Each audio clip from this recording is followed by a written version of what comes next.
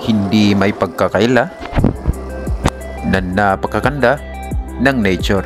Kaya naman, samahan niyo ako at dito ay magluluto, magsusolo trip adventure tayo.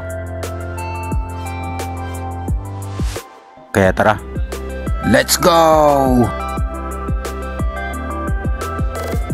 So ang lulutuin natin ngayong umaga ay manok na adobo sa gata. So una, pinanungkit muna ako ng papaya. Pagkatapos ay nagbunot na rin ako o nanguha na rin ako o kinuha ko na rin o kumuha na rin ako na luya. At ang mga nakuha ko na gagamitin natin sa pagluluto ay tinabi ko muna. Una, inilagay ko muna ang luya, kasunod na rin ang niyog na para sa gata, at sinunod ko na rin yung papaya na ating sinungkit. Dadalhin ko na sana paakyat, kaso may nalimutan pa pala ako, ang sili. Kaya ang ginawa ko, binaba ko muna ang aking dala at kumuha muna ako ng sili para pampaanghang.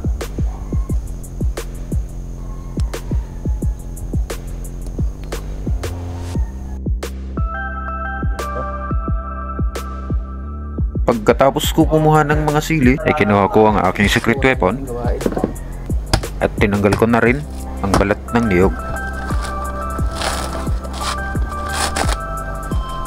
Matapos kong tanggalin ang balat ng niyog, ay binayak ko ito.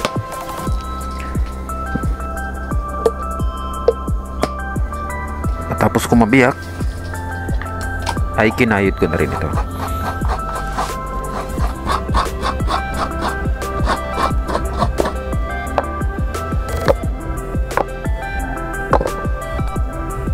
At natapos ko na rin i-prepare ang aking mga dapat kong gamitin, ay pumunta na ako sa ilog.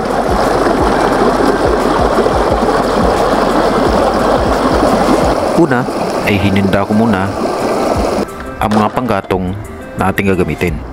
Dito ulit tayo sa ilog. Ngayon, magluluto na naman tayo ng isang panibagong recipe.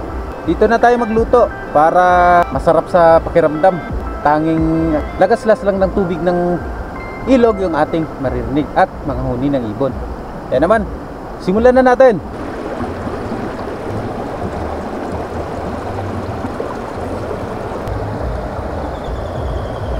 Kasunod ng ginawa ko ay binalatan ko na ang mga papaya.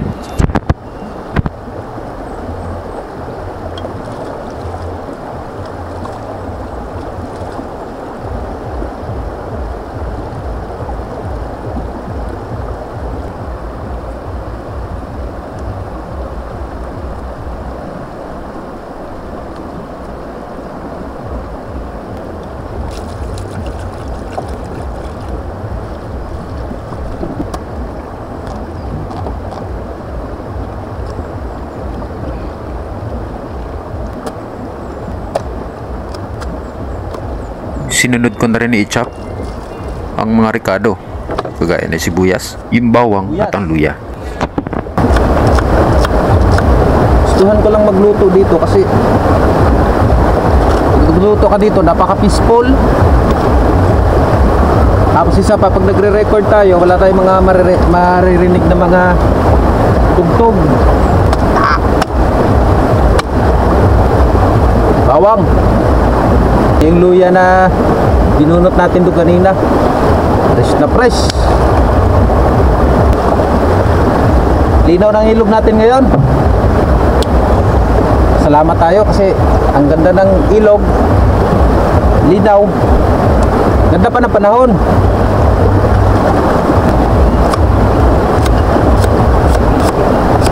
Pag natapos na natin tong mga gayat-gayat, matcha-chop, so, patapos na natin i-chop yung ating gusto tayo. Uy, gusto. Matapos kong i-chop into pieces ang papaya, ay sinet up ko na ang ating paglulutuan. Kaya inilagay ko na lang ang mga panggatong at nilingas ko na ito. Mukha ko palingas, yun yung palingas natin. Iwan ko na lang. Mataas na ang araw.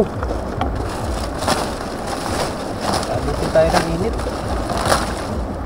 Alas 9 na. Mabilis na lang naman to pagsalang na tayo, mabilis lang to.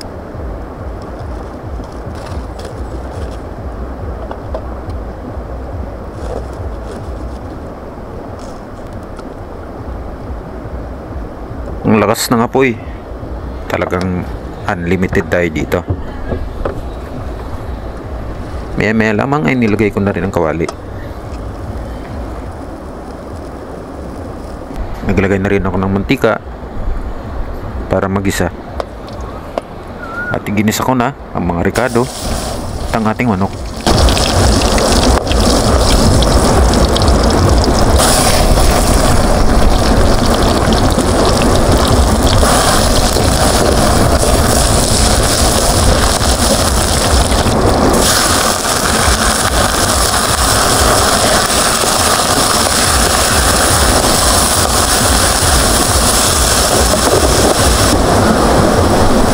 Ating pangalawang gata.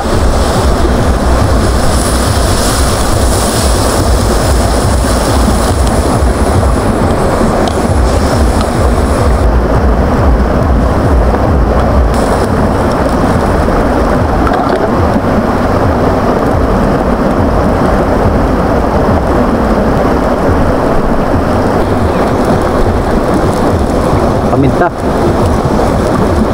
asin, seasoning. Lagay na rin natin itong ating papaya para lumambot na rin agad. Ay, ating luya.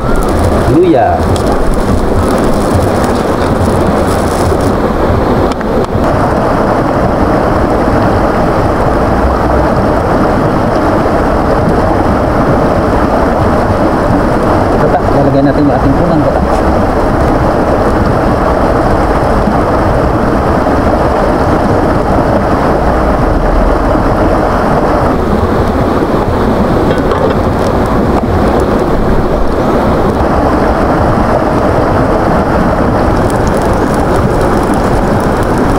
Na ito, yung kulay green, nilagyan natin ng dahon ng sili. Hindi lang natin na ipakita, pero itong green na yan, dahon ng sili yan para ang dagdag sa ating ricado. Kontik pababa pa ng sabaw, pero quality na, ayos na to.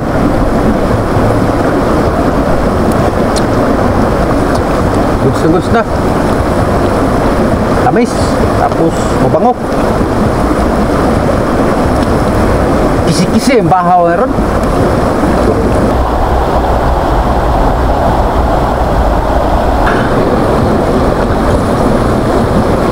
Uy, hindi kayo ba?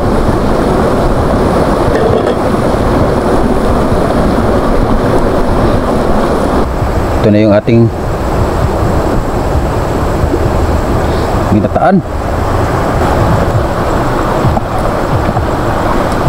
Tapos ibahaw natin.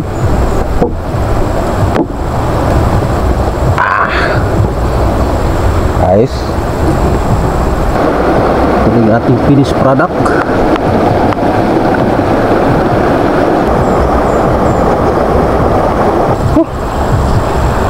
It's time to eat. Probinsya, kain tayo. Lord, salamat po sa pagkain na binigay niyo sa araw na ito. Kain na.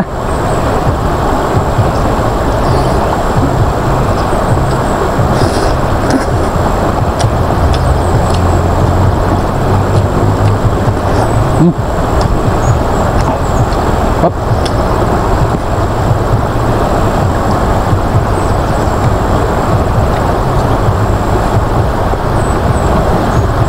Sa mga nakasubaybay po sa episode na to hanggang dulo,